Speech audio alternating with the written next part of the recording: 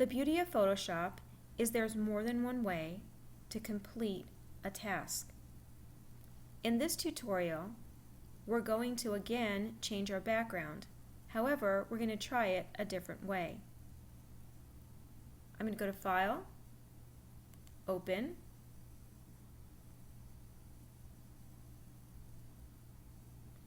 I'm going to find an image that I want to open in Photoshop. I'm going to go to View. I don't want the grid, so I'm going to take the grid off. And I do want to zoom out a little bit in this image. I'm going to go ahead and right-click so that I have my layer from background selected. I want to change it from a background layer to layer from background. And then we're going to rename it.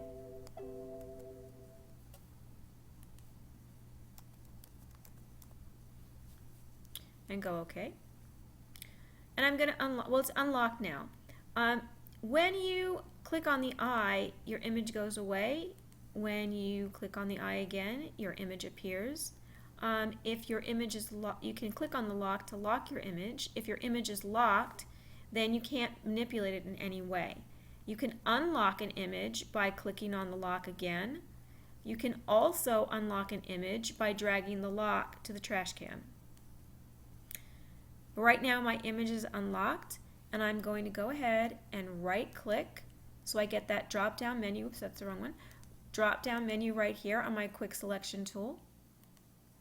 And I have it set at 5 pixels, so it's small.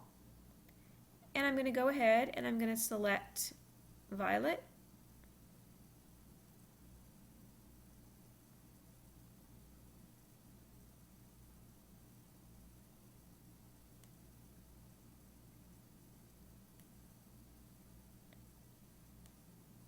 And just finish it off right here.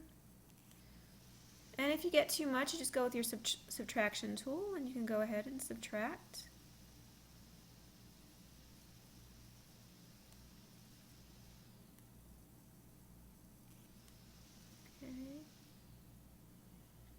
And I'm going to go up to Select and Inverse, and I can hit my backspace or my delete key to get rid of that background.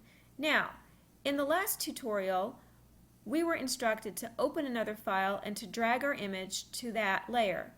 And in some cases it worked, but in many cases it did not work. And so I have decided to do it a different way, and I'm going to go here to File, and I'm going to click on my file. I'm going to click Place Linked. And when I do that, it allows me to go ahead and find another image that I want. And I'm going to look for my image here. I believe it's in my downloads.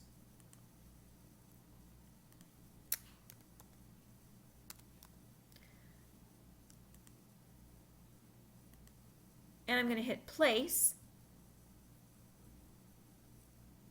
And it's going to place my image right over the first image that I selected. And what I'm going to do is I'm going to drag on the edges, and I'm going to cover up my image right here all the way. And I'm going to go to my tool on the top, and then it's going to say, do you want to place the file? And we want to place the file. And because none of these layers are locked, you can go ahead and you can move these layers around any way you want. And so I'm going to drag the layer with Violet on top of the layer that I linked. This is a much easier way of changing your background. And I'm going to go ahead and I'm going to place Violet right about there. And for right now, that's good. I might go ahead and try to play around with this later on. I might want to put more of her body in here. I might want to go ahead and color match this and go ahead and paint this in. But for right now, for purposes of a short tutorial that you can follow, I'm going to just leave her right here. And I can also add some text. So I'm going to go ahead to my text tool and click on text and pick a text that I like.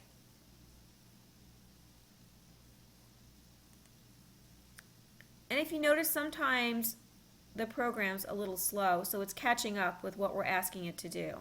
So we need to be patient. And I'm going to pick this text, and I'm going to go ahead and put in some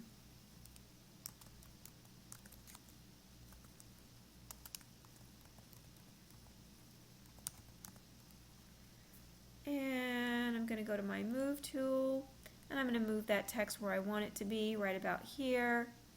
And then I'm going to go back to my text tool, maybe add some more text in.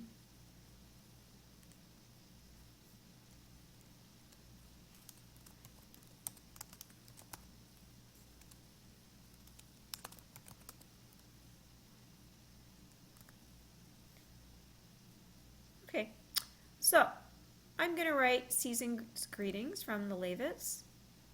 And I'm going to move that around a little bit right there. And I think I will leave that the way I like it. And I'm going to go File and Save As.